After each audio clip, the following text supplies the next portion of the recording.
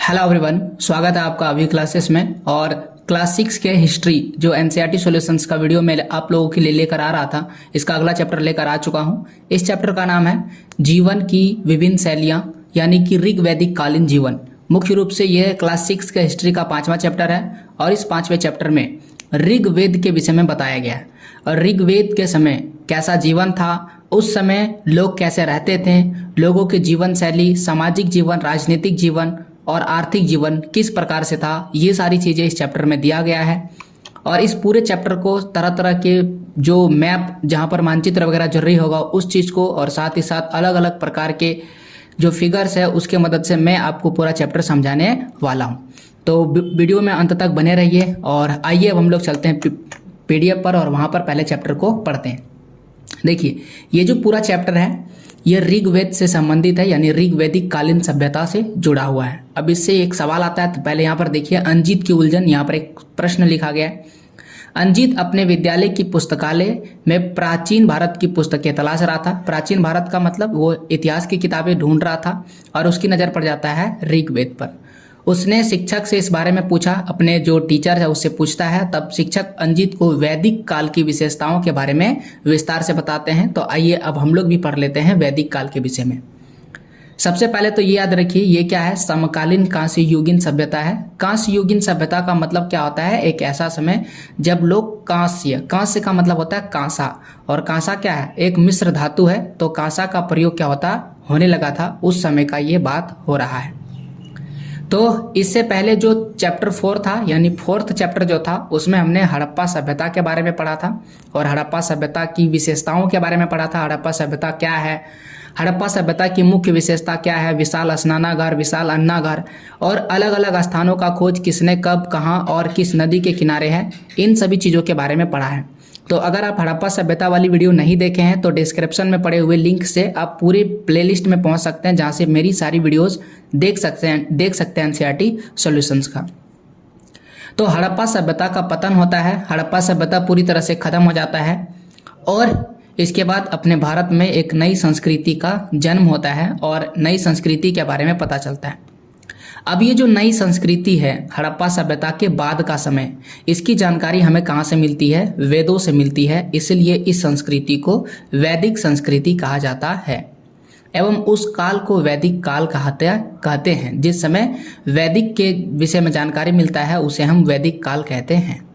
अब यहाँ पर सवाल आता है, वैदिक काल में लोग की जीवन शैली कैसा था, ये वेद क्या होता है, तरह तरह के सवाल आते होंगे। अब इन्हीं सवालों का जवाब यहाँ पर लिखा हुआ है। तो सबसे पहले वेद का अर्थ लिखा है। वेद जो शब्द है इसका क्या अर्थ होता है, तो वेद का अर्थ होता है ज्ञान।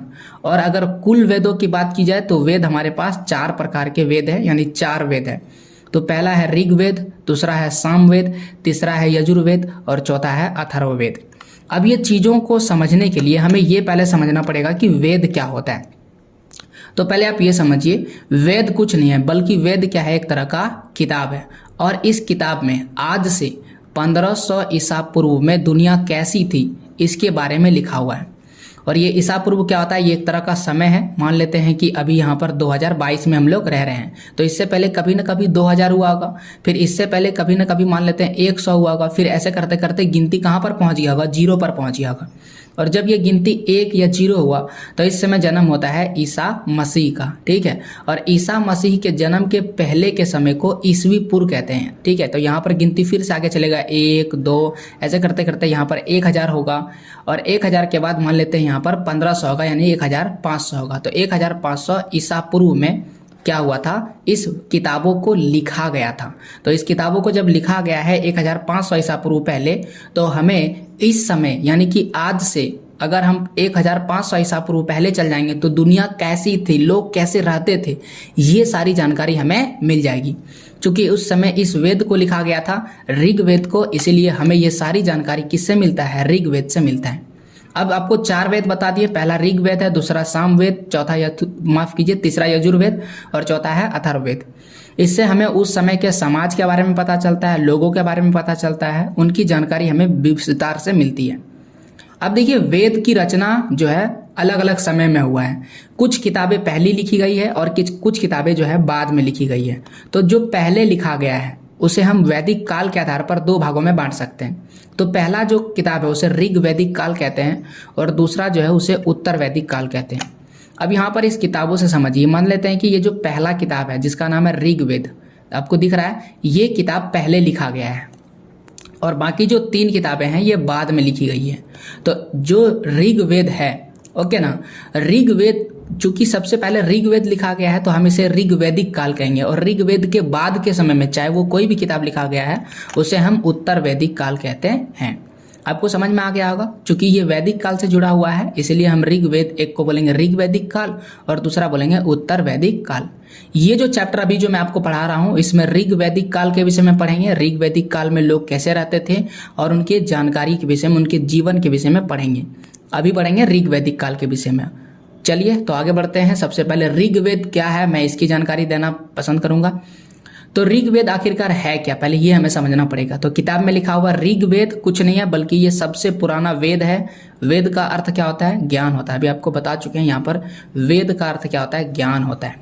तो वेद शब्द, तो आप समझिए यहाँ पर ये सबसे पुराना वेद मतलब सबसे पुराना किताब है। और इसकी रचना मतलब किताब है तो किसी न किसी ने लिखा होगा। 1500 ईसा पूर्व पहले हुआ है, जैसा कि मैंने आपको पहले बता दिया।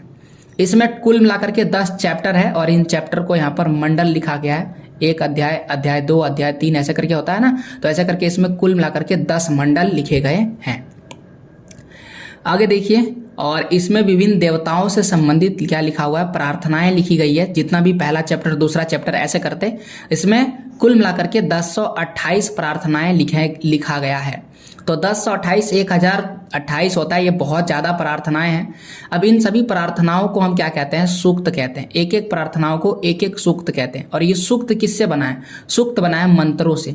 लेकिन इस सूक्त का क्या अर्थ है, सूक्त का मतलब होता है अच्छी तरह बोला गया। तो संस्कृत में कभी आप सुने भी होंगे मंत्र वगैरह, तो मंत्र सुनने में भी बहुत ही अच्छा लगता है क्योंकि वो अच्छी तरह से इस तरह से लिखा गया है कि वो एक तरह से लगेगा कि कोई गा रहा है या मधुर धुन में गा रहा है या पढ़ रहा है। तो ये अच्छी तरह से जो बोला गया है उसे ही हम क्या कहते हैं, सूक्त कहते हैं। तो यहाँ पर 2-3 बातें पहले लिखिए। 10 मंडल हैं, 10 मंडल, और इसमें प्रार्थनाएं कितनी हैं, 1028 प्रार्थनाएं हैं जिन्हें क्या कहते हैं, सूक्त कहते हैं। तो या तो सूक्त पूछा या तो प्रार्थनाएं, तो इनका जवाब यही होगा। अब ये जो सूक्त है ना, इस सूक्त में बहुत सारी ऋचाएं हैं। इन ऋचाओं को मंत्र कहते हैं, यानी कि इस सूक्त में बहुत सारे मंत्र लिखे गए हैं। अब जितने भी ऋग्वेद हैं, इन ऋग्वेद की रचना ऋषियों के द्वारा की गई थी। तो आप देख सकते हैं, जैसे कि यहाँ पर आप देखिए, जैसे ये प्रथम मंडल है, इस प्रथम मंडल को किसने लिखा है, मैं थोड़ा सा कलर पहले चेंज कर लेता हूँ। तो आप देख सकते हैं यहाँ पर लिखा है अनेक ऋषि ने। द्वितीय मंडल गृत्समद भार्गव ने लिखा है। तृतीय को विश्वामित्र ने। तो ऐसे यहाँ पर लिखा हुआ, और साथ ही साथ बहुत सारे ऐसे मंडल, जैसे नवा मंडल किससे संबंधित है, सोम को समर्पित है।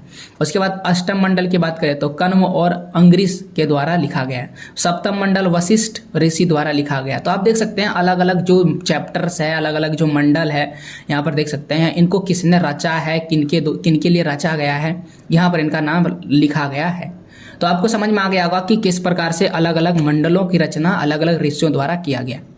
ऋषि आपको समझ में आ गया। एक चीज याद रखिए, ऋषि जो होते हैं वो क्या करते हैं, बहुत ही महान होते हैं, बहुत महान। इनको बहुत ज़्यादा ज्ञान होता है क्योंकि ये घोर तपस्या करके, बहुत सारे यज्ञ वगैरह करके बहुत ज़्यादा ज्ञान प्राप्त करते हैं और हमेशा जो है वो सद्बुद्धि का मार्ग खोजने के लिए भगवान से प्रार्थनाएं करते रहते हैं। अब एक और नाम यहाँ पर लिखा हुआ आचार्य। तो आचार्य क्या होते हैं, आचार्य समझिए एक तरह के शिक्षक हैं, ठीक है। तो ऋषि अलग चीज होते हैं और जो आचार्य हैं वो अलग चीज होते हैं। तो आचार्य कौन है, शिक्षक हैं। तो आचार्यों के द्वारा ऋग्वेद की ऋचाओं मतलब क्या होता है, मंत्र को कंठस्थ करवाया जाता था।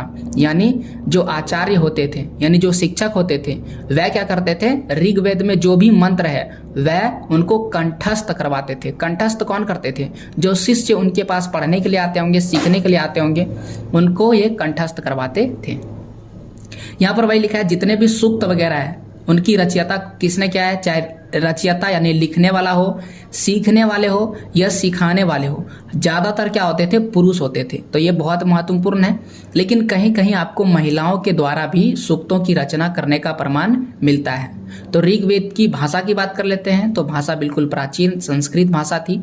अभी प्राचीन संस्कृत भाषा क्या होता है, देखिए अभी जो आप किताब में संस्कृत पढ़ते हैं ना, वह संस्कृत और पुरानी वाली संस्कृत दोनों में बहुत ज़्यादा अंतर होता है। साफ साफ यहाँ पर लिखा हुआ है कि आप कक्षा में जो संस्कृत पढ़ते हैं वह प्राचीन संस्कृत से भिन्न है, बहुत ज़्यादा अंतर है उसमें। तो प्राकृतिक संस्कृत जो है या प्राकृत संस्कृत जो है वो बहुत ज़्यादा डिफिकल्ट होता है। जैसा कि आप यहाँ पर देख सकते हैं, ये प्राकृत संस्कृत से लिखा गया भाषा है। तो प्राकृत संस्कृत जो है सबसे शुद्धतम संस्कृत है और इसको पढ़ना थोड़ा डिफिकल्ट लगता है। तो ये एक तरह का पांडुलिपि है। पांडुलिपि क्या होता है, पांडुलिपि का मतलब होता है हाथ से लिखा गया। तो उस समय जो भी चीज़ें लिखी जाती थी केवल हाथ से लिखी जाती थी। तो ऋग्वेद की रचना भी हाथों द्वारा हुआ है। तो ये जो पांडुलिपि वगैरह है, इनके पन्ना है, आप देख सकते हैं यहाँ पर एक पन्ना दिखाया गया है, जिसे किससे बनाते थे, भुर्ज वृक्ष की छाल से बनाया जाता था। तो भुर्ज एक वृक्ष है और उसके छाल से ये पन्ना बनता था और उसी पन्ना में फिर हाथों से लिखा जाता था। ये पांडुलिपि कहाँ पर मौजूद है, ये जो पांडुलिपि आपको दिख रहा है ये महाराष्ट्र के एक पुस्तकालय में आज भी सुरक्षित है। और ऋग्वेद की जो पहली बार छापने के लिए इस पांडुलिपि का इस्तेमाल किया गया था। तो ये पांडुलिपि महाराष्ट्र के पुणे में है, अगर आप घूमने जाइएगा तो वहाँ पर आपको मिल जाएगा। तो ऋग्वेद में अगला जो चीज़ लिखा हुआ है नदियों के बारे में। तो ऋग्वेद में बहुत सारे नदियों के बारे में भी जिक्र मिलता है और इस काल में मानवों के बसने के क्षेत्र के विषय में पता चलता है। हम लोग सीधा जानते हैं कि उस समय जो मानव था वो पानी की खोज नहीं कर पाया था। खोज का मतलब क्या, धरती के अंदर से पानी कैसे निकालना, इसके विषय में जानकारी नहीं था। मुख्य रूप से वो पानी के लिए वर्षा पर निर्भर रहते थे। अब चूंकि वो वर्षा पर निर्भर रहते थे तो उनको जल का स्रोत चाहिए। अब जल का स्रोत हमेशा तो वर्षा होता नहीं है, इसलिए उस समय मानव जो है नदियों के किनारे रहते थे। अब जिन जिन नदियों का नाम मिलेगा हमें यह पता चलेगा कि उस समय मानव उन्हीं नदियों के किनारे रहते होंगे। जैसे ऋग्वेद काल में मानव के बसने का क्षेत्र पता चलता है। जैसे यहाँ पर सिंधु नदी लिखा है। अब ये सिंधु नदी जो है ना सर्वाधिक महत्वपूर्ण नदी है। सर्वाधिक महत्वपूर्ण नदी क्यों है, क्योंकि इसका जिक्र ज़्यादा मिला है और साथ ही साथ जो सिंधु नदी है इसकी सारी सहायक नदियाँ, जैसे अगर हम सतलज बोलें तो सतलज सिंधु की सहायक नदियाँ हैं, लेकिन इस ऋग्वेद में इसको कहते हैं सतुद्री। उसी प्रकार से व्यास की अगर बात करें तो ये भी सिंधु की सहायक नदियाँ हैं, इनका नाम विपाशा है। रावी जो है इनकी सिंधु की सहायक नदी है और ऋग्वेद में इसको पारुसनी कहा गया है। झेलम सिंधु नदी की सहायक नदियां, इनको कहा जाता है वितस्ता। उसी प्रकार से चिनाब को कहा जाता है आस्किनी। तो आप ये ऋग्वेद के नाम है जो उस समय दूसरा हुआ करता था। तो आपको समझ में आ गया होगा सिंधु नदी ज़्यादा महत्वपूर्ण है। क्या सिंधु नदी के अलावा और नदियों का नाम का जिक्र है, बोलेंगे हाँ, और नदियों का नाम भी मिल जाता है। जैसे आपको गंगा नदी का नाम मिल जाएगा, यमुना नदी का मिल जाएगा, लेकिन गंगा नदी का केवल एक बार नाम मिलता है और यमुना नदी का 3 बार, बस। इसके अलावा एक बार भी नाम नहीं मिलता है। ऋग्वेद में उस काल में लोगों की जीवन शैलियों के विषय में पता चलता है। जैसे कि उस समय सामाजिक जीवन कैसा था, समाज किस प्रकार से था। तो आइए देखते हैं समाज उस समय किस प्रकार से था। ऋग्वेद काल में सामाजिक जीवन बहुत ही सरल था, बहुत ही आसान था। लोग सब मिलजुल करके रहा करते थे। लोग गांव में रहते थे, तो गांव के लोग तो और भी ज़्यादा सरल होते हैं। जैसा कि जैसे कि चैप्टर 4 में आपको बताए थे, हड़प्पा काल के जो लोग थे वो कहाँ रहते थे, नगरों में। और नगर का मतलब क्या होता है, शहर। एक तरह से आप समझिए प्रारंभिक शहर था, वहाँ पर लोग रहा करते थे। लेकिन ऋग्वेद का जो काल था, ऋग्वेद का जो समय था, उसमें लोग गांव में रहा करते थे। गांव जो था वो परिवारों से बना था। परिवार में कई पीढ़ियों के लोग साथ साथ रहते थे। कई पीढ़ियों के लोग का मतलब क्या हुआ, जैसे कि आपके परिवार में आप, दादा दादी, चाचा चाची, इसके अलावा उनके दादा के दादा, तो ये सारी जो हैं सब साथ में रहते हैं। यानी कई पीढ़ियों के लोग साथ ही साथ रहा करते थे। और परिवार कैसा था, पितृसत्तात्मक। पितृसत्तात्मक का मतलब क्या होता है, पितृ का मतलब होता है पिता। पितृ का मतलब क्या होता है, पिता। यानी कि जो इसका हेड है, हेड कौन होगा, हेड का मतलब होता है मालिक। तो पूरे परिवार का मालिक कौन होगा, पिताजी होंगे। पिताजी जो कहेंगे वही नियम कानून लागू होगा। इससे पहले जो हड़प्पा सभ्यता था, वह हड़प्पा सभ्यता कैसी सभ्यता थी, मातृसत्तात्मक था। तो मातृ का मतलब माँ का ज़्यादा पावर चलता था। ये होता है पितृसत्तात्मक और मातृसत्तात्मक।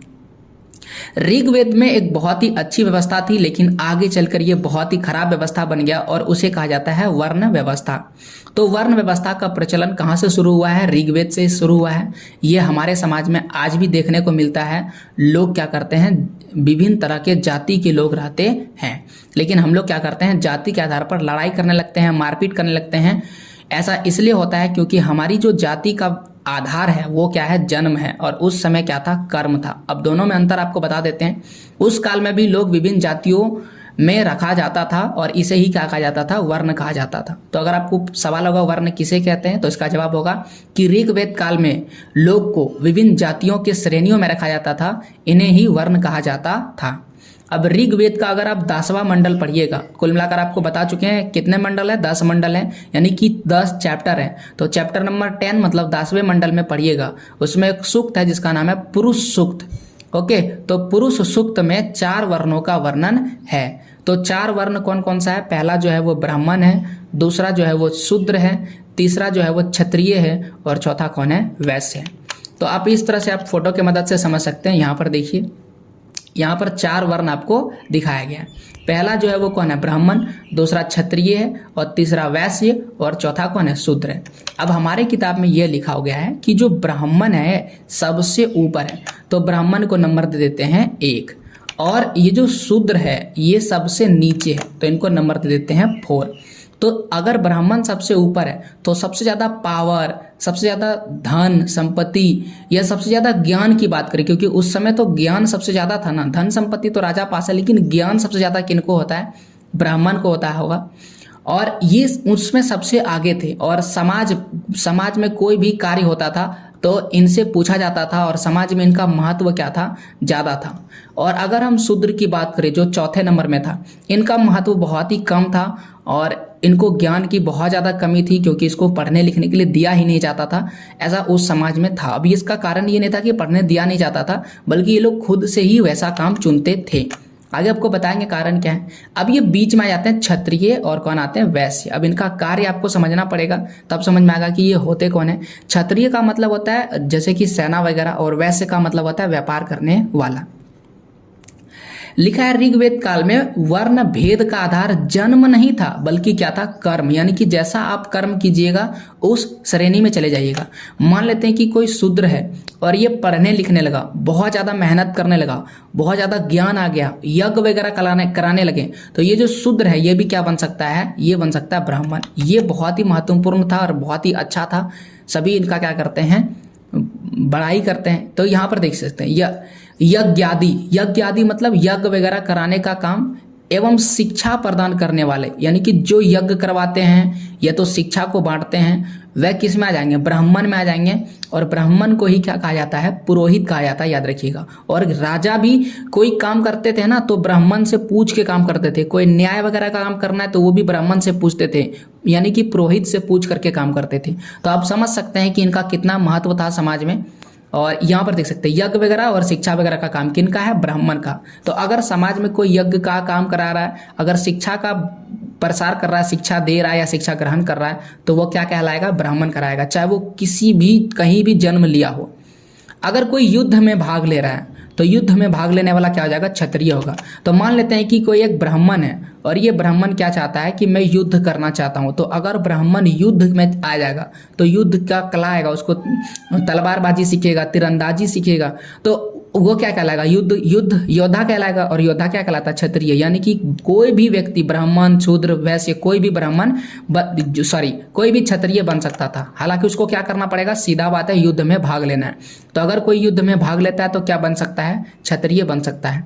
उसी प्रकार से अगर कोई संपत्तियों को अर्जित करता है, यानी कि धन संपत्ति को जमा करता है, व्यापार करता है, खरीद बिक्री करता है, तो वह क्या कहलाएगा, वैश्य कहलाएगा। तो वैश्य का काम क्या है, व्यापार करना है। व्यापार का मतलब होता है इंग्लिश में बिजनेस होता है। तो अगर कोई बिजनेस कर रहा है तो वो क्या कहलाएगा, वैश्य कहलाएगा। और लास्ट में है शूद्र। तो शूद्र का कोई काम नहीं है, बल्कि ये सेवक है, सेवा करता है, नौकर का काम करता है। चाहे वो राजा के घर में हो, वैश्य के घर में हो या ब्राह्मण के घर में हो, किसी के घर में अगर कोई सेवा का काम कर रहा है तो वो क्या कहलाएगा, वो वैश्य कहलाएगा। कालांतर मतलब बाद में यही वर्ण विभाजन जन्म के आधार पर हो गया। अभी भी ये जन्म के आधार पर ही है। अगर आप ब्राह्मण के परिवार में जन्म लिए हैं, भले आपको ज्ञान नहीं है, भले आप ज्ञान दूसरे को नहीं दे रहे हैं, भले ही आप यज्ञ वगैरह नहीं करा रहे हैं, आप हमेशा हमेशा के लिए ब्राह्मण कहलाएंगे।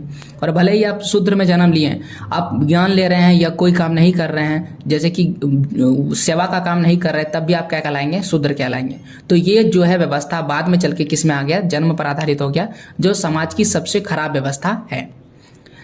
समाज में महिलाओं का क्या स्थान था? तो कहते हैं महिलाओं को भी महत्वपूर्ण स्थान प्राप्त था। उन्हें शिक्षा प्राप्त करने का अधिकार था, अपने पसंद की जीवन साथी चुनने का, यानी जो उसको पसंद है उसके साथ वो शादी कर सकते हैं, इसका अधिकार था, जो सबसे बड़ा अधिकार माना जाता है। वह भी मंत्रों का पाठ कर सकते थे, यज्ञ करवा सकते थे। अब कुछ महिलाओं का नाम जो है इस किताब में मिलता है ऋग्वेद में, तो वो आपको यहाँ नाम याद रखना है। जैसे कि लिखा है घोषा, लोपा, मुद्रा, तो ये वो स्त्रियों के नाम है जो किसमें मिलते हैं? ऋग्वेद के कुछ मंत्रों की रचना भी की है इन्होंने, और इनका ऋग्वेद में जो है जिक्र मिलता है। बाल विवाह मतलब छोटी ही उम्र में लड़की का शादी कर देना, चाहे वो लड़की हो या लड़का हो। सती प्रथा यानी जो पुरुष, यानी ये इसमें क्या होता है कि अगर मान लेते कोई शादीशुदा पुरुष है, पुरुष या महिला है, ठीक है, शादीशुदा जोड़ी है, तो उसमें अगर पुरुष की मृत्यु हो जाती है तो स्त्री को क्या करना पड़ता है? मर जाना पड़ता है, या उसी के लाश में चल जाना पड़ता है, या खुद को जला देना पड़ता है। इसी प्रथा को सती प्रथा कहते हैं, जो बहुत ही खराब था। पर्दा प्रथा, ये भी खराब प्रथा है, मतलब कि जो महिलाएं हैं या लड़कियां हैं उसे हमेशा हमेशा के लिए पर्दा में रहना पड़ेगा घर के अंदर। ये सारी चीज़ें इसमें बिल्कुल भी नहीं था। आप समझ सकते हैं समाज कितना बढ़िया था। ना बाल विवाह था, न सती प्रथा था, न पर्दा प्रथा था। जो खराब खराब व्यवस्थाएं थी वो इसमें बिल्कुल भी नहीं था। शिक्षा जो था वो गुरुकुल पद्धति पर आधारित थी, जहाँ पर सामान्यतः मौखिक शिक्षा दी जाती थी। तो गुरुकुल क्या होता है? एक तरह का आप समझिए कुटिया होता है, और वहाँ पर जो है सभी व्यक्ति पढ़ने के लिए जाते हैं। कोई कॉपी किताब लेके नहीं जाना है, गुरुजी अपने मुख से शिक्षा देंगे और आपको अपने कान से सुन करके याद रखना पड़ेगा, और ऐसी शिक्षा को हम मौखिक शिक्षा कहते हैं। तो आपको समझ में आ गया कि समाज कैसे था, कैसे लोग पढ़ते थे, क्या स्त्रियों को पढ़ने के लिए दिया जाता था, और समाज में किन लोगों को ज़्यादा कठिनाइयों का सामना करना पड़ता होगा। अब आता है कि क्या वे लोग खेती करते थे? तो यहाँ पर लिखा है हाँ, वे लोग खेती करते होंगे। जैसे कि यहाँ लिखा है यव, यव का मतलब जौ, गेहूँ लोगों का मुख्य भोजन था। भोजन में लोग दूध खाते थे, दही खाते थे, घी खाते थे। इनका बहुत ज़्यादा विशेष महत्व था, और मिठास के लिए मधु का प्रयोग किया जाता था। तो मधु बहुत ज़्यादा मीठा होता है, हम लोग सभी जानते हैं, तो इनका ही प्रयोग किया जाता था मिठास के लिए। कुछ लोग ऐसे थे जो मांसाहारी भोजन करते थे, तो कुछ लोग मांसाहारी भी थे। अब चूंकि मांसाहारी भोजन होगा तो मांस का भोजन करेंगे, तो इसका मतलब है कि मिला जुला समाज था, ऐसा नहीं था कि केवल सभी लोग शाकाहारी थे। अब आता है आजीविका। आजीविका का मतलब होता है लोग कौन से कार्य करते थे। तो ऋग्वेद काल में लोग मुख्य आजीविका पशुपालन था। तो पशुपालन का मतलब क्या होता है? पशुओं को पालना। अच्छा, यहाँ पर ये भी लिखा हुआ है, देख सकते हैं कि महिलाएं भी शिक्षा लेती थी। तो पशुपालन क्या होता है? पशुओं को पालना, चाहे वो भेड़ हो, बकरी हो, गाय हो। तो यहाँ पर वही लिखा है गाय। पशुओं में अगर गाय का सबसे ज़्यादा महत्व था, लोग गाय को ज़्यादा पालते थे, उनको महत्व देते थे, और गाय को माता मानते थे उसी समय से। तो गाय संपत्ति का हिस्सा एवं विनिमय का साधन समझा जाता था। एक संपत्ति का हिस्सा है गाय, उसे भी बेच करके धन कमाया जा सकता था। लेकिन गाय को अघन्या, अघन्या का मतलब होता है नहीं मारने योग्य, मतलब गाय को मारा नहीं जा सकता है। यहाँ पर मारने का मतलब क्या होता है? पीटा जा सकता है, लेकिन जान से मारा नहीं जा सकता है। ओके, हल्का फल्का पीटा जा सकता है, लेकिन नहीं मारने योग्य, यानी कि गाय को मारा नहीं जा सकता है। ओके, और गाय के अलावा यहाँ पर घोड़ा दूसरा सबसे महत्वपूर्ण पशु था। घोड़े का प्रयोग क्यों होता था, किस लिए होता होगा? तो घोड़े का प्रयोग जो है वो रथों में होता। लोग बैल भी पालते थे, भैंस भी पालते थे, भेड़, बकरी एवं ऊंट आदि से परिचित थे। इनका भी ये लोग पालन पोषण करते थे। अब ऋग्वेद में उर्वरा का मतलब क्या होता है? जैसे कि खेती करते हैं ना, तो खेती करने के लिए हम लोग उर्वरक का प्रयोग करते हैं। उर्वरक का मतलब होता है खाद वगैरह। तो उर्वरक क्या करता है? खेत की क्षमता को बढ़ा देता है, यानी खेत की उर्वरता को बढ़ा देता है, जिससे आपका अनाज क्या होता है? ज़्यादा उपजने लगता है। तो उसी को हम उर्वरा कहते हैं। तो उर्वरा का उल्लेख मिला, मतलब ये लोग उर्वरा से परिचित थे। धान्य मतलब अनाज का जिक्र मिला है। लांगल का मतलब हल, बैल, तथा वामपति का मतलब बोना मतलब होता है जैसे कि आप एक बीज लिए, धरती के अंदर गाड़ दिए, तो क्या कर दिए? बीज को बो दिए। तो ये सारे शब्द मिलते हैं, अतः कहा जा सकता है कि उस काल में लोग खेती भी करते थे। उस काल में कुछ लोग ऐसे थे जो पेशेवर भी थे। पेशेवर क्या होता है? पेशेवर का मतलब वो खेती नहीं करते हैं, बल्कि पैसे को कमाने के लिए कोई और काम करते हैं। जैसे कि यहाँ पर लिखा हुआ रथकार रथ बनाते थे। कपड़ों की बुनाई करने के लिए बुनकर थे। कुछ लोग सोना, तांबा, कांसा अनेक प्रकार की वस्तुओं का निर्माण करते थे। इनसे जो भी बन सकता है, जैसे सोना से क्या, सोना चांदी से क्या बनेगा, सोना और चांदी से बनेगा आभूषण, मतलब कि गहने वगैरह। तांबे और कांसे से बर्तन बनाया जा सकता है, औजार बनाया जा सकता था उस समय, तांबे और कांसे का औजार भी बनाया जा सकता है।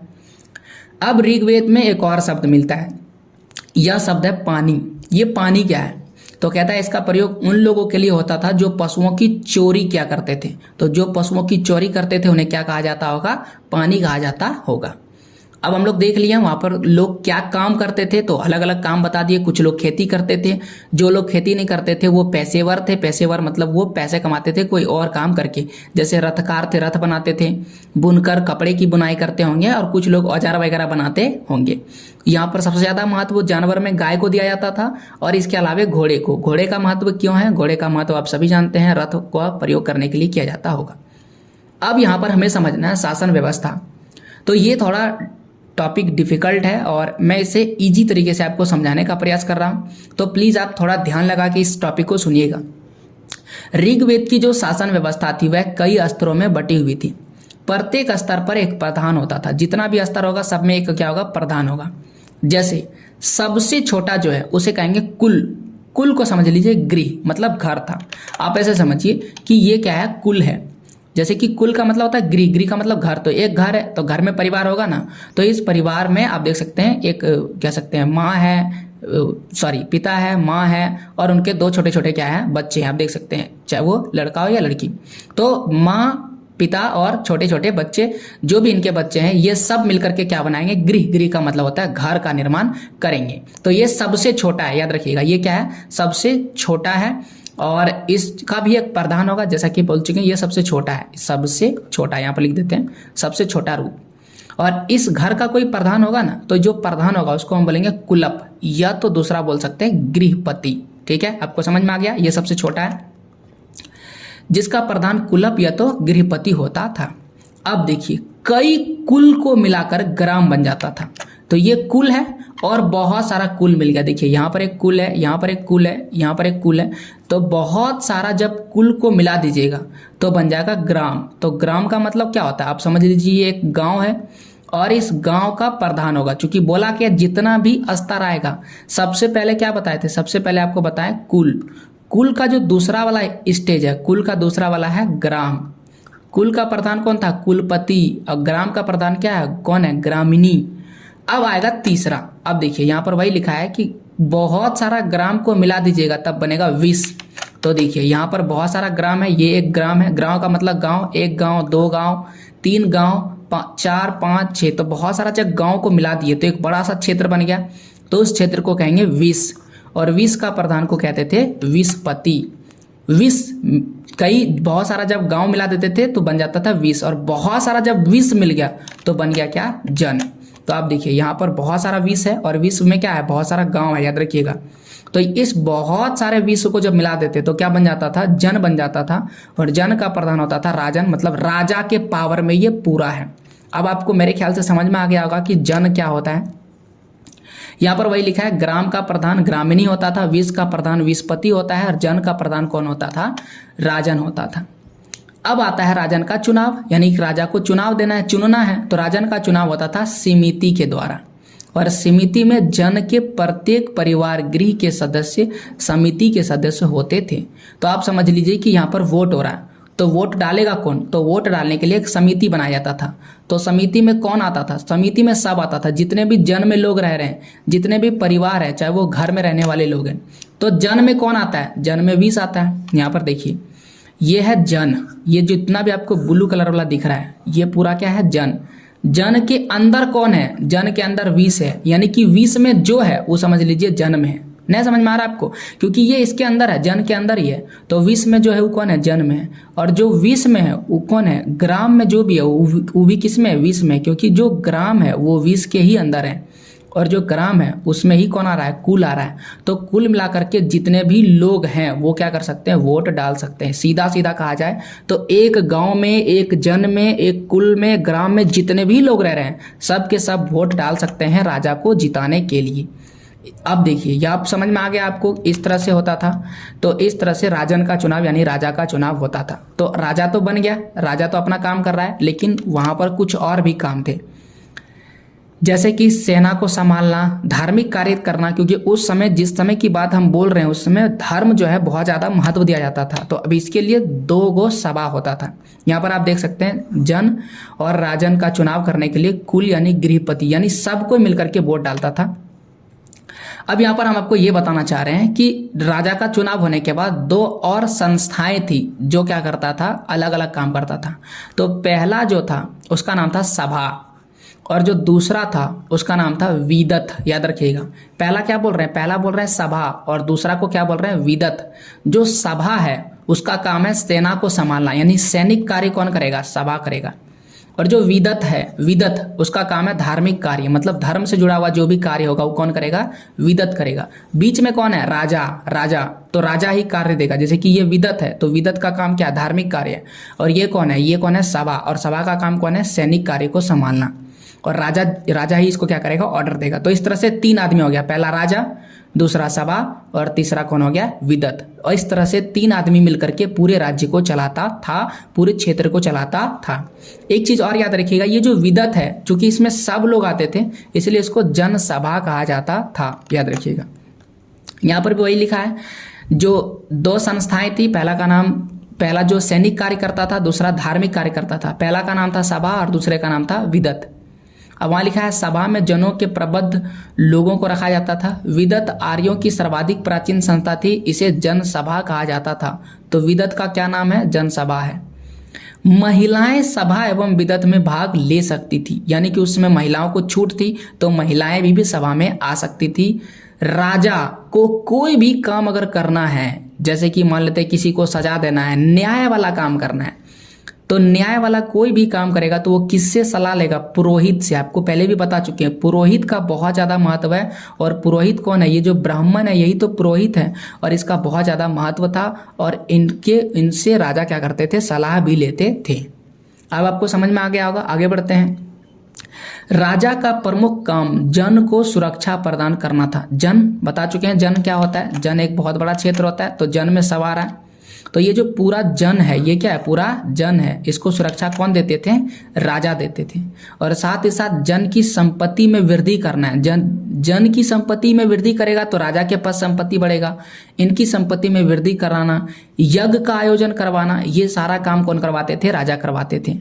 आज की तरह उसके पास अस्थाई सेना नहीं थी। अस्थाई सेना का मतलब जैसे आज हमारे पास सेना है, अस्थाई। अस्थाई का मतलब क्या होता है, मेरे पास जो सेना है फिक्स है, वो बदलेगा नहीं।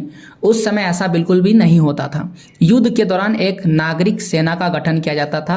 नागरिक सेना का मतलब प्रत्येक नागरिक को सेना बना दीजिए। जो सेना बनने के इच्छुक हैं उनको सेना बना देना। और उसका नेतृत्व कौन करता था, राजन। राजन का मतलब होता है राजा। नेतृत्व का मतलब वो जो कहेगा आपको मानना पड़ेगा। और इस तरह से लड़ाइयाँ लड़ी जाती थी। लड़ाइयाँ पुरुषों के द्वारा लड़ी जाती थी, यानी कि लड़ाइयों में पुरुष नहीं जाते थे। आइए यहाँ पर एक शब्द आ गया है ऋग्वेद में, बलि शब्द। तो क्या इसका अर्थ है, तो ऋग्वेद में बलि शब्द का प्रयोग हुआ है। और बलि जो है ना उसका 2 अर्थ है। पहला तो यज्ञ में आहुति के लिए, तो अगर यज्ञ में आहुति देगा तो उसके लिए भी क्या करते, बलि देते। जैसे कि आप लोग देखेंगे दुर्गा पूजा वगैरह या कोई अन्य पर्व त्यौहार, उसमें देख सकते हैं बलि वगैरह पड़ता है पाठा का, यानी कि बकरा का। ठीक है, बकरा कहिए, पाठा कहिए, बकरी बकरा, तो उसका क्या होता है, बलि पड़ता है। और दूसरा लोगों द्वारा अपने राजा को उपहार के लिए। तो पहला अर्थ क्या हो गया, अगर आहुति दे रहा तो भी क्या कहेंगे, बलि कहेंगे। और राजा को कोई उपहार का मतलब गिफ्ट दे रहा तो भी उसमें कौन सा शब्द यूज होता था, बलि शब्द का यूज होता था। ये सारी चीजें पढ़ने के बाद अब आता है धार्मिक जीवन। धार्मिक जीवन का मतलब पूजा पाठ वगैरह समझना पड़ेगा। तो आइए धार्मिक जीवन को समझते हैं। ऋग्वेद में अनेक देवताओं के नाम मिलते हैं जो प्राकृतिक शक्तियों के प्रतीक होते थे, जैसे कि वरुण, इंद्र, अग्नि, यम, सोम। बहुत सारे देवता का जिक्र मिलते हैं। इसमें इंद्र का सबसे प्रतापी देवता समझा जाता था। और ऋग्वेद काल में लोग युद्धों में विजय के लिए, पशुओं पुत्रों की प्राप्ति के लिए यज्ञ एवं ईश्वर की उपासना करते थे। तो सबसे पहले मैं आपको ये जो देवी देवता है इससे थोड़ा परिचित करवा देते हैं। क्या है, अच्छा यहाँ पर लिखा हुआ पुरोहित क्या होता है। तो अगर आपके मन में ये सवाल आ रहा है पुरोहित, तो पुरोहित वह प्रधान याजक जो राजा या किसी अन्य यजमान के यहाँ अगुआ बनकर यज्ञ आदि, श्रोत कर्म, गृह कर्म, संस्कार आदि, शांति आदि अनुष्ठान करे या कराते थे, और आजकल कर्मकांड कराने वाला, कृत्य करने वाला ब्राह्मण पुरोहित कहलाता है। तो वैदिक काल में पुरोहित का बहुत बड़ा अधिकार था, बहुत ज़्यादा महत्व था। वह मंत्रियों में गिना जाता था कि वो उनका महत्व मंत्रियों में आता था, राजा उनसे सलाह भी लेते थे। इन्हें ही कहते हैं पुरोहित। तो सबसे पहले यहाँ पर इंद्र देवता है। कौन है ये? वर्षा के देवता है। इंद्र देवता वर्षा करवाते हैं। दूसरा अग्निदेव अगर आता है तो आग के देवता है। और ये कौन सा है? ये है वायु देवता, ठीक है, वायु देवता। तो ये कौन है? वायु के देवता है। तो इस तरह से उस समय अग्नि, वायु और जल तीनों का बहुत ज़्यादा महत्व था। और अग्नि देवता और वायु देवता और तीसरा कौन है? इंद्र देवता, जिसे हम लोग वर्षा के देवता कहते थे, बहुत ज़्यादा महत्व था। इंद्र को वर्षा का देवता और युद्ध का देवता माना जाता था। तो अगर वर्षा के लिए पूजा करना है तो इंद्र भगवान का पूजा किया जाएगा, और युद्ध वगैरह होगा उस समय भी इंद्र भगवान का पूजा किया जाएगा। और इन्हें पुरंदर भी कहा जाता था, इंद्र को। अग्नि पता ही है, आग का देवता है। वरुण कौन है? ये वायु के देवता है। वायु के देवता को वरुण कहा जाता है। सोम कौन है? सोम देवता है जंगल के देवता। तो उस समय जंगल का बहुत ज़्यादा महत्व था, तो उसके लिए देवता कौन है? सोम देवता। और मारुति कौन है? ये तूफान के देवता है। और रुद्र कौन है? ये गुस्से वाला देवता, बहुत ज़्यादा गुस्से वाला देवता है। और ऐसा कहा जाता है कि जो ऋग्वेद है ना, ऋग्वेद में सबसे ज़्यादा बार इंद्र का नाम आया है। कितना बार? 250 बार आया है। और उससे कम किसका आया है? अग्नि का। कितने बार? 200 बार उल्लेख किया गया है ऋग्वेद में। तो आपको समझ में आ गया होगा इन देवी देवताओं के बारे में, ये कौन है। आइए बढ़ते हैं। तो आपको पता चल गया ऋग्वेद में पूजा किस लिए होता था। अगर युद्ध में जीतना है तो उसके लिए पूजा किया जाएगा। पशु या पुत्रों की प्राप्ति के लिए क्या किया जाता था? युद्ध करवाया जाता था। माफ कीजिए, युद्ध नहीं, ईश्वरों का पूजा होता था और यज्ञ वगैरह होता था। जिस समय वेदों की रचना हो रही थी उसी समय दूसरे देशों में, देश के दूसरे भागों में क्या हो रहा था, आइए उसके बारे में संक्षिप्त चर्चा करते हैं। तो ये तो हो गया ऋग्वेद के विषय में। तो जिस समय दुनिया में ऋग्वेद लिखा जा रहा है, उधर तो लिख रहे हैं बैठ के, उस समय दुनिया में क्या हो रहा था। तो उस समय की कहानी को पढ़ने के लिए दो चीज पढ़ते हैं। पहला है इनाम गांव, और एक और लिखा है पाषाण काल या फिर महापाषाण। सॉरी, पाषाण काल नहीं है, महापाषाण या पाषाण खंड कहते हैं। तो आइए देखते हैं ईमान गांव की कहानी क्या है। ईमान गांव जो है वो कांस्य युगीन समकालीन है, यानी कि कांस्य युगीन जिस समय चल रहा था उसी समय यह भी चल रहा है। ईमान गांव कहाँ है? ईमान गांव वर्तमान महाराष्ट्र में है। महाराष्ट्र की राजधानी क्या है? महाराष्ट्र की राजधानी मुंबई है। यह भीमा की सहायक नदी, इसका नाम है घोड़ नदी के किनारे है। इस जगह पर 3600 से लेकर के 2700 यानी 3600 से लेकर के 2700 साल पहले लोग रहा करते थे। उत्खनन के पश्चात कई ऐसे चीजें मिले जिससे वहां के लोगों के बारे में जानकारी प्राप्त की जा सकती है। उत्खनन का मतलब होता है वहां पर खोदा गया खुरपियों की मदद से या अन्य किसी औजार की मदद से, तो पता चला कि लोग वहां पर रहते थे। अब जरा देखते हैं कि लोग किस प्रकार से रहते थे और उनका जीवन शैली कैसा था। तो ईमान गांव की जब खुदाई हुई तो पता चला वहां पर मिट्टी के घर मिले, यानी कि वो लोग मिट्टी के घर बनाते थे। अब बहुत सारा घर कैसा था? आयताकार, इस प्रकार से आयत होता है, ऐसा मकान था। और 1 या 2 कमरे थे। तो आयताकार 1 से 2 कमरे होंगे। तो ये 1 कमरा और ये क्या हो गया? 2 कमरा। एक 5 कमरों वाला घर भी मिला है। तो एक ऐसा कमरा मिल गया जिसमें कितना था? 5 कमरा था। तो 5 मकान हो सकता है। देखिए 1 2 3 4 और 5। तो एक ऐसा मकान भी मिला जिसमें कितना कमरा था? 5 कमरा, जिसके इर्द गिर्द अनाज के गोदाम भी थे। आसपास अनाज का गोदाम था। यह घर संभवतः किसी कबीला के सरदार का रहा होगा, क्योंकि कबीला क्या करता होगा? अनाज को इकट्ठा क्या करता होगा, तभी तो उसके इर्द गिर्द क्या मिला? अनाज के गोदाम मिले, जो किसान से अनाज को एकत्रित कर उस गोदाम में रखा करता होगा। ये भी अंदाजा है। अब जितना भी घर मिला, घर के बाहर अंडाकार गड्ढे मिले, घर के अंदर या बाहर अंडाकार गड्ढा, ऐसा करके अंडाकार गड्ढा। अभी अंडाकार गड्ढा क्या संकेत करता है? इसका मतलब है कि उस समय जिसका उपयोग संभवतः माना जाता है खाना बनाने के लिए होता होगा। तो चूल्हा वगैरह जब बनता है ना तो उसमें अंडाकार गड्ढा बन जाता है। पुरातत्वविदों ने लाल रंग के कई ऐसे बर्तन मिले हैं, लाल रंग का बर्तन मिला है जिस पर काले रंग का डिजाइन बना होता था। तो बर्तन कैसा मिला है? बर्तन तो मिला है लाल रंग का, लेकिन उस पर डिजाइन बना हुआ है, कोई भी डिजाइन जो बना हुआ है वह काले रंग का बना हुआ है। इसके अलावा पत्थर एवं तांबे से बने औजार मिले हैं। तांबे के हाथी के दांत मिले हैं, सीप से बने गहने मिले हुए हैं। ईमान गांव में कई मृण मूर्तियां मतलब होता है मिट्टी की मूर्तियां मिली है। तो बहुत सारा चीज मिला है ईमान गांव से, सॉरी आगे पीछे हो गया, ओके। जिसमें कुछ मूर्तियां धार्मिक महत्व के हैं। धार्मिक महत्व का मतलब देवी देवताओं की मूर्ति होंगे। वहां पुरातत्वविदों को गेहूं, चावल, जौ, दाल, बाजरा, मटर, तिल, इन सब के बीज मिले हैं, यानी कि इससे पता चलता है कि वो लोग इनकी खेती करते होंगे। कई जानवरों और चिड़ियों की भी हड्डियां पाई गई है। इससे क्या पता चलता है, जानवर और चिड़िया का हड्डी मिल रहा है तो जानवर और चिड़िया को पाला जाता होगा, या तो उनका मांस वो खाते होंगे, यानी कि कुछ लोग शाकाहारी होंगे और कुछ लोग क्या होंगे, मांसाहारी।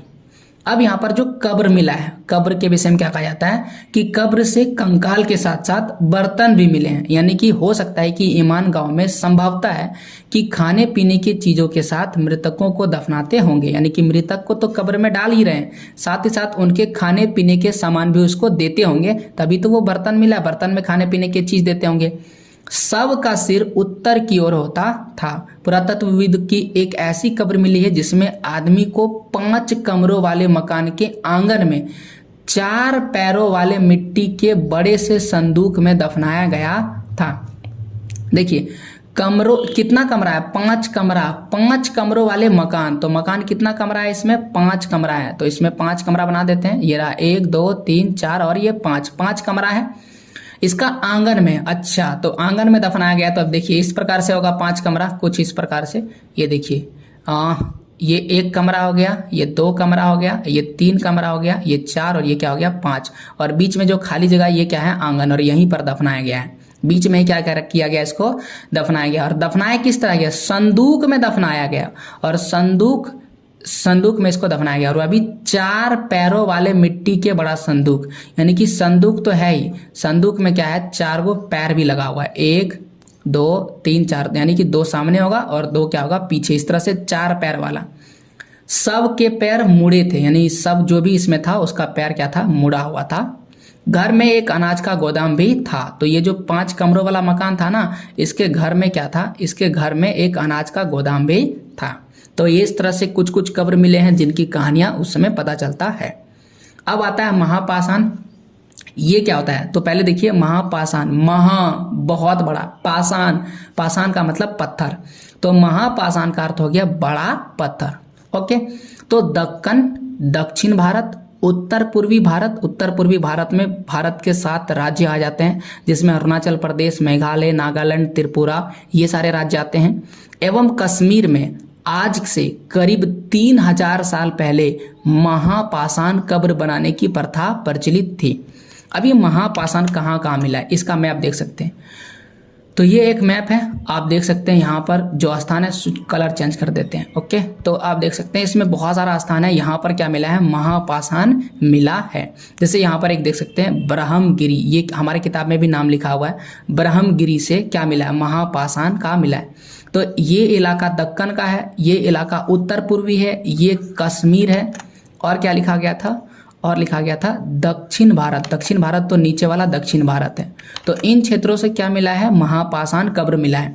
ये पत्थर कब्र पर लोगों द्वारा बड़े कारीन लगाए थे, मतलब कि जहाँ पर दफनाया गया होगा, किसी को भी दफनाया गया, उसके ऊपर एक बड़ा सा पत्थर लगा दिया जाता था ताकि कब्र के स्थान को चिन्हित किया जा सके, मतलब पहचाना जा सके। भारत में अगर जगह का नाम बताया जाए तो आदिचन्नलुरु, ये तमिलनाडु में है, ब्रह्मगिरी आंध्र प्रदेश में, जैसा कि मैंने आपको ब्रह्मगिरी अभी दिखाया। ये महापाषाणिक पूरा स्थल है, यानी यहाँ महापाषाण के पत्थर मिले हैं। कुछ महापाषाण यानी मेगालिथ, महापाषाण को अंग्रेजी में मेगालिथ कहते हैं, जमीन के ऊपर मिले हैं तो कुछ जमीन के अंदर होते हैं। कई कब्रों से कंकाल के साथ साथ दैनिक जीवन में उपयोग की जाने वाली वस्तुएं मिला है। तो इससे क्या प्रमाण मिलता है, इससे प्रमाण मिलता है यानी कि लोग क्या करते थे, लोग जो उनसे जुड़ी हुई वस्तु थी, जैसे कोई भी आदमी मर गया तो उनसे जुड़ा हुआ जो भी वस्तु है उनको दे करके उनको दफनाया जाता होगा। ये सामान मरे हुए व्यक्ति के समान समाज में उसकी स्थिति को भी बताता है। जैसे कि मान लेते हैं उदाहरण के लिए ब्रह्मगिरी जो कहाँ पर है, आंध्र प्रदेश में, एक कब्र से 33 सोने के मनके मिले, मनके का मतलब माला होता है, और शंख मिला है। कैसा? सोना का शंख। अब अगर आप समझिए, जो आदमी मरा हुआ है उसमें सोना का मनका दे रहा है, सोना का माला, सोना का शंख, तो वह अमीर होगा कि गरीब होगा? तो ये होगा अमीर। और एक और आदमी मिला, दूसरा एक और कंकाल मिला है वहीं पर ब्रह्मगिरी में, लेकिन वो मिट्टी के बर्तन मिले हैं। तो मिट्टी के बर्तन मिले यानी कि ये कैसा है? गरीब व्यक्ति होगा। तो इससे पता चलता है उस जो मिला है, कब्र मिला है, उससे भी पता कर सकते हैं कि वहां पर समाज कैसा था, अमीर और गरीब में बटा हुआ था। अब आइए थोड़ा झारखंड के विषय में पढ़ लेते हैं। कहा जाता है कि झारखंड में चतरा, हजारीबाग, रांची कुछ ऐसे जिले हैं जहां पर मेगालिथ मिले हैं, लेकिन खुदाई के अभाव में इन मेगालिथों के बारे में पूरी जानकारी नहीं मिल पाया। खुदाई के अभाव का मतलब अभी तक इसको खोदा नहीं गया है। फिर भी कहा जा सकता है कि झारखंड में महापाषाणिक संस्कृति रही होगी। जैसा कि आप यहाँ पर फोटो में देख सकते हैं, कुछ इस प्रकार से बड़े बड़े पत्थर रख देते थे और कुछ पत्थरों पर कारीगरी भी देखने को मिलता है। तो अगर आपको ऐसा कहीं बड़ा बड़ा पत्थर बहुत सारा एक साथ मिल रहा है तो आप समझ लीजिए वो महापाषाण काल का पत्थर है, और ऐसा चिन्ह करने के लिए लगाया गया है कि यहाँ पर कोई ना कोई किसी न किसी को दफनाया गया होगा, इसीलिए ऐसे पत्थर खड़े करके लगाए गए हैं। तो उम्मीद आपको ये समझ में आ गया होगा। अब यहाँ पर देखिए मेगालिथ क्या है, इसके बारे में यहाँ बताया गया है, तो आइए समझ लेते हैं। देखिए, प्राचीन काल में किसी मुख्य व्यक्ति की मृत्यु के पश्चात कब्र पर पत्थर गाड़ दिया जाता था। बहुत आसान है, कोई मृत्यु हो गया है तो जहां पर उसको दफनाया गया वहां पर पत्थर गाड़ दिया, तो मृत्यु के स्मृति चिन्ह है। स्मृति चिन्ह मतलब याद रखने के लिए इन पत्थरों को मेगालिथ कहा जाता है। पुरातत्व की भाषा में इसे डॉलमेन कहा जाता है, पुरातत्व की भाषा में। तो मेगालिथ समझ में आ गया। अब मेगालिथ जो है भारत के भी कई हिस्सों में मिला है, जैसे कि बुर्जहोम में मिला है। बुर्जहोम कहाँ पर है? कश्मीर में है। तो इस मैप में देखते हैं बुर्जहोम है क्या, आपको बुर्जहोम दिखा देते हैं। तो यहाँ पर आप देख सकते हैं, यहाँ पर है बुर्जहोम, जो कहाँ पर है? कश्मीर में है। दूसरा नाम लिखा है शिलोंग, जो मेघालय में है। तो मेघालय की राजधानी शिलोंग है, यहाँ पर तो नहीं दिखाया किया गया, तो यहाँ पर कहीं शिलोंग है जो मेघालय की क्या है? राजधानी है। फिर मणिपुर, नागपुर, दुर्गपुर जो मध्य प्रदेश में है, तो मध्य प्रदेश यहाँ बीच में है, तो यहाँ पर कहीं पर होगा। इसके अलावा देख सकते हैं इन सभी स्थानों में हमें मिला है। दक्षिण अफ्रीका की अगर बात करें, ब्राजील की अगर बात करें, जो विश्व के मानचित्र में मिलेगा, इंडोनेशिया, लाओस, कोरिया, ये सभी देश के नाम है। इन देशों में भी हमें मेगालिथ देखने को मिला है। अब जरा झारखंड में देख लेते हैं, झारखंड में कहाँ पर मिला है? तो झारखंड में रामगढ़ में मिला है, लोहरदग्गा में मिला है, हजारीबाग, गुमला, चतरा, चाईबासा, बड़ी संख्या में मेगालिथ मिले हैं। अकेले अगर सिल्ली की बात करें जो रांची में है, तो यहाँ पर चौखाहातू में लगभग, चौखाहातू जगह का नाम है, 4000 से ज़्यादा मेगालिथ प्राप्त हुए हैं। ये मेगालिथ यानी कि महापाषाण झारखंड के आदिवासियों के संस्कृति, धार्मिक और पुरातात्विक अवशेष हैं। ये आदिवासी के बारे में बताते हैं। आपको जानकर हैरानी होगी कि झारखंड के कुछ मेगालिथों के निर्माण खगोल विज्ञान एवं गणित के प्रयोग की झलक दिखाता है। ऐसे मेगालिथ पंकरी, बारवाडी, चानो, फुरुक्का, कटिया, मुर्गे, इन सभी स्थानों से मिले हैं। इन खास किस्म के मेगालिथ का निर्माण संभवतः चांद सूर्य के परागमन के अध्ययन करने के लिए बनाया गया होगा। एक यहाँ पर लिखा है पंकरी, जो बरवाडी के मेगालिथ समूह में सूर्योदय देखने के लिए देश विदेश के लोग जुटते हैं। यहाँ पर बहुत ज़्यादा मनोरंजन दृश्य बनता है। झारखंड राज्य को देश के मेगालिथ नक्शे में शामिल करवाने का श्रेय किनको जाता है? सुभाष दास को जाता है। सॉरी, माफ कीजिए, सुभाषिस लिखा गया, ठीक है, सुभाषिस दास को जाता है। यहाँ पर इनका फोटो भी लगा हुआ है, आप देख सकते हैं, ये है सुभाषिस दास। इन्होंने ही झारखंड के सभी मेगालिथ को खोजा है और इनको झारखंड ही नहीं बल्कि जो भारत का मानचित्र है उसमें चिन्हित करवाया कि आप देखिए यहाँ पर भी है। लंबे अरसे तक लोग मेगालिथ की महत्व से अनभिज्ञ थे। अनभिज्ञ का मतलब बहुत ज़्यादा जानकारी नहीं थे। करीब दो दशक में 20 साल होता है पूर्व सुभाषिस दास ने झारखंड के प्राचीन मेगालिथ की खोज कर उसे दुनिया के सामने पेश किया। सर्वप्रथम कहाँ मिला था? तो कहता है सर्वप्रथम हजारीबाग के समीप एक प्राचीन मेगालिथ की खोज की गई थी। तो झारखंड में सबसे पहले कहाँ मिला है? हजारीबाग। इसके बाद भी बहुत सारे क्षेत्रों में मिलने लगा। इसके बाद ये लिखता है कि सुभाष जो थे उन्होंने नौकरी का त्याग पत्र देकर के अपना पूरा समय इसमें खोजने में लगा दिया। श्रीदास के अनुसार उन्होंने कहा है कि झारखंड का विश्व में एक अनोखा स्थान है, क्योंकि यहाँ पर कई जनजातियों में मेगालिथ बनाने की परंपरा लगभग 3000 वर्षों से आज तक जीवित है। यानी उस समय मेगालिथ बनाया जाता था, लेकिन आज भी बनाया जाता है। तो आज कौन से ऐसे जनजाति हैं झारखंड के जो मेगालिथ बनाते हैं? तो मुंडा जनजाति, उराव जनजाति, असुर जनजाति। इन जनजातियों के हर गांव में आपको कब्रगाह है, जिसे हरगड़ी कहा जाता है। ठीक है, हरगड़ी, हरसली या तो जनगढ़ी कहा जाता है। इन कब्रगाहों में ये जनजाति अपने मृत प्रियजनों के कब्र पर सांदीसी जैसे मेगालिथ बनाते हैं। मतलब यहाँ पर ये लोग अभी भी मेगालिथ बनाते हैं। सिंहभूम में हो जनजाति, यहाँ पर कौन सा जनजाति लिखा है? हो जनजाति अपने पूर्वजों के अस्थियों को अपने घर के आंगन में गाड़कर उन पर पत्थर के स्लैब रखते हैं। तो सिंहभूम में हो जनजाति क्या करते हैं? अस्थियां लाते हैं, पूरा लाश नहीं बल्कि केवल अस्थि को अपने आंगन में गाड़ देते हैं और उसके ऊपर पत्थर का स्लैब बनवाते हैं, जिसे भी ससंदिसी कहा जाता है। तो ससंदिसी आपको समझ में आ गया क्या होता है? मृतक परिजनों की याद में भी खड़े पत्थर गाड़ते हैं। तो बहुत सारे ऐसे हैं जो पत्थर गाड़ते हैं उनकी याद में, जिसे अंग्रेजी में मेनहीर कहा जाता है और उनकी भाषा में वो उसे बिरीदिरी या फिर बुरुदिरी कहते हैं। झारखंड के मेगालिथ पर अपने शोध पर सुभाषिस दास ने in quest of the megalith, ये बुक का नाम है। एक और लिखा है secret stands in Indian civilization, और यहाँ पर लिखा है with special reference to megaliths, और लिखा है unknown civilization of prehistoric India. तो ये 3 किताबें हैं इनका जो इन्होंने इस पर लिखा है, मेगालिथ पर लिखे हैं। अब आता है मेगालिथ पर वेबसाइट भी बना है। तो वो वेबसाइट का नाम क्या है? उसका नाम है www.megalithes.india.in। ओके, तो यहाँ पर कभी कभी एस नहीं भी डालिएगा तब भी सर्च में आ जाएगा। तो ये किसने बनाया है? सुभाषिस दास द्वारा ये वेबसाइट बनाया गया है। तो यहाँ पर ऋग्वेद कालीन ऐसा कुछ देख सकते हैं। ये कौन है? ये वाला स्लैब वगैरह है जो पत्थर उस समय रखा जाता होगा चिन्हित करने के लिए, जो कब्रों में लाश को दफनाया जाता है। ये कहाँ पर है? रांची के सिल्ली स्थित में चौखा हाथों में मिला शिला मेगालिथ के पत्थर हैं। तो आपको दिख रहा होगा कुछ इस प्रकार से पत्थर अभी दिखते हैं। चूंकि ये गाड़े गए होंगे लेकिन हजारों साल पहले की कहानी है, इसलिए ये गिर गए हैं। यहाँ पर पूरा चैप्टर खत्म होता है, लेकिन हम लोग केवल चैप्टर को नहीं पढ़ते हैं बल्कि हम लोग क्या करते हैं, इसके साथ साथ क्वेश्चन आंसर को भी पढ़ते हैं। तो आइए क्वेश्चन आंसर पर चर्चा करते हैं। संस्कृत डैश भाषा का परिवार का हिस्सा है। तो संस्कृत किसका है? तो ऋग्वेद कालीन या फिर प्राकृतिक संस्कृत भाषा का परिवार का हिस्सा है। ऋग्वेद में गंगा नदी का जिक्र 1 बार, यमुना का 2 बार।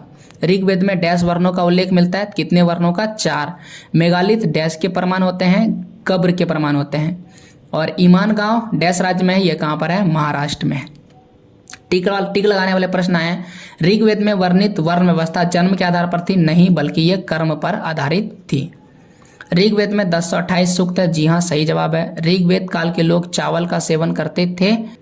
नहीं, ये गलत लिखा हुआ है। चावल नहीं बल्कि वो यव और गेहूं का ज्यादा सेवन करते थे। यव का मतलब जो होता है, तो ये गलत लिखा है।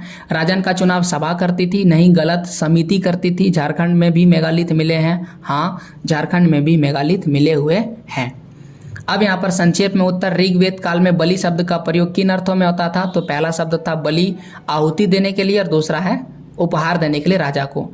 ऋग्वेद काल में राजा का प्रमुख कार्य क्या था? राजा का कार्य क्या था? राजा का काम था लोगों को सेवा करना, यज्ञ करवाना और साथ ही साथ धन संपत्ति को बढ़ाना। ऋग्वेद काल में लोग यज्ञ क्यों करते थे? तो संपत्ति बढ़ाने के लिए, यज्ञ युद्ध में जीतने के लिए, पुत्र प्राप्ति के लिए और पशु प्राप्ति के लिए यज्ञ करवाते थे। वेद कितने हैं? 4 है। सबसे पुराना ऋग्वेद। सूक्त का क्या अर्थ है? सूक्त का अर्थ है अच्छी तरह से बोला गया। ऋग्वेद में कितने सूत्र है? 1028 सूक्त हैं। महापाषाण का क्या अर्थ है? तो पत्थर के विशाल खंड को या बड़ा पत्थर को महापाषाण कहते हैं। भारत में महापाषाणिक स्थल कहाँ स्थल है? तो आंध्र प्रदेश में बुरझौम में, जो कश्मीर में है, तमिलनाडु में है, उत्तर पूर्वी राज्यों में मौजूद है। तो उम्मीद है आप भी किसी सवाल का जवाब जरूर दिए होंगे। यहाँ पर और भी लिखा है ऋग्वेद काल में लोग की विभिन्न क्रियाकलाप का उल्लेख करें तो कुछ लोग खेती करते थे, कुछ लोग बुनाई का काम करते थे, बुनकर थे, यानी कि कुछ पेशेवर थे जिसमें बुनकर आ जाते हैं। इसके अलावा और भी जो काम करने वाले लोग हैं वो सभी इसमें आ जाते हैं, चाहे वो व्यापार का काम कर रहे हो या अन्य कोई भी कार्य कर रहे हो। हड़प्पा सभ्यता एवं ऋग वैदिक सभ्यता में कोई 3 अंतर। तो हड़प्पा सभ्यता तो पहले नगरीय सभ्यता थी है, और ऋग वैदिक सभ्यता कैसा है, ग्रामीण सभ्यता है। पहला अंतर देख लिए, जो हड़प्पा सभ्यता है इसमें लोग ये क्या था, सुव्यवस्थित, जैसे जल निकासी वगैरह था, और साथ ही साथ यहाँ पर शासन व्यवस्था पे राजा वगैरह कुछ भी नहीं था, जबकि इसमें राजा वगैरह था। ओके, तो एक और अंतर दे देते हैं, ये पूरी तरह से सुविकसित नगर था, बड़े बड़े इमारतें बनता था हड़प्पा सभ्यता में, और पक्की ईंटों का प्रयोग किया जाता था, जबकि यहाँ पर मिट्टी का मकान देखने को मिलते हैं। ईमान गांव में लोगों की आजीविका क्या रही होगी, तो ईमान गांव में क्या आजीविका था, तो लोग खेती वगैरह करते होंगे, पशुपालन का करते होंगे और व्यापार वगैरह करते होंगे। तो ये था पूरा चैप्टर, और उम्मीद है आपको पूरा चैप्टर समझ में आ गया होगा। पूरा चैप्टर देखने के लिए थैंक यू, और साथ ही साथ प्लीज़ सब्सक्राइब कीजिए, लाइक कीजिए, अपने दोस्तों के साथ शेयर कीजिए वीडियो को। और मेरा एक और चैनल है जिसका नाम है अभी क्लासेस डाउट, तो अभी क्लासेस डाउट को सर्च कीजिए यूट्यूब पर और उसे भी सब्सक्राइब कीजिए, क्योंकि वहाँ पर मैं क्वेश्चन आंसर्स वीडियो अपलोड करता हूँ। पूरा वीडियो देखने के लिए thank you, love you all.